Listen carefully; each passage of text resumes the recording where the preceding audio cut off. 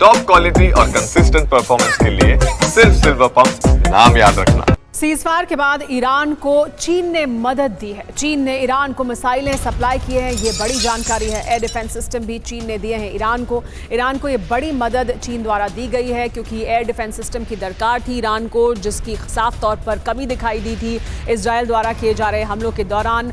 अब ईरान को ये मदद पहुंचाई है चीन ने, एयर डिफेंस सिस्टम भी दिए हैं और मिसाइलें भी सप्लाई की हैं। तो ईरान का मिसाइल मददगार चीन है, इसके क्या मायने हैं समझिए। दरअसल क्या मदद पहुंचाई है वो जानिए। सीजफायर के बाद ईरान को चीन की सैन्य मदद सामने आई। चीन ने ईरान को किलर मिसाइलों की सप्लाई की है। जमीन से हवा में प्रहार करने वाली मिसाइलें दी गई हैं चीन द्वारा। चीन ने ईरान को एयर डिफेंस सिस्टम भी दिए हैं।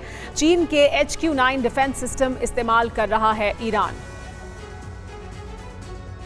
ईरान की दूसरी जंग की तैयारी है क्या, ये बड़े सवाल उठ रहे हैं। इजराइल से युद्ध के बाद ईरान का सैन्य आकलन में जुटा हुआ है। ईरानी सेना अपनी कमियों को दूर करने में जुटी हुई है। बैलिस्टिक मिसाइल की ताकत कई गुना बढ़ाई जाएगी। मिसाइल और ड्रोन का प्रोडक्शन बड़े पैमाने पर संभव है ईरान के अंदर। IDF से निपटने को युद्धाभ्यासों की संख्या बढ़ेगी।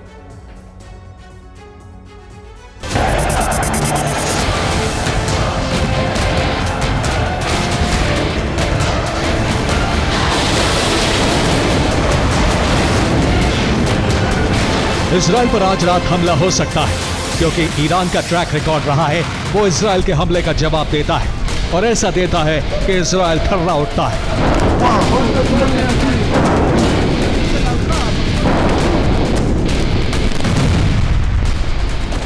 ईरान के अभी तक किए तीनों ऑपरेशन टू प्रॉमिस इसका सबूत रहे, और वैसे भी खामनेई ने चैलेंज कर दिया है, न झुकेगा ईरान, न रुकेगा ईरान।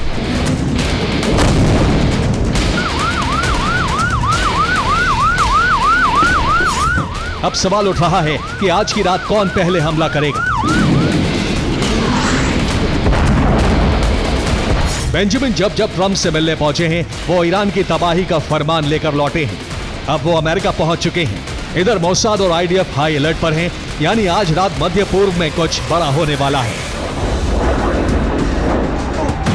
वैसे भी इजराइल ने युद्ध विराम के बाद भी हमले रोके नहीं थे। 11 दिन से लगातार हमले जारी हैं।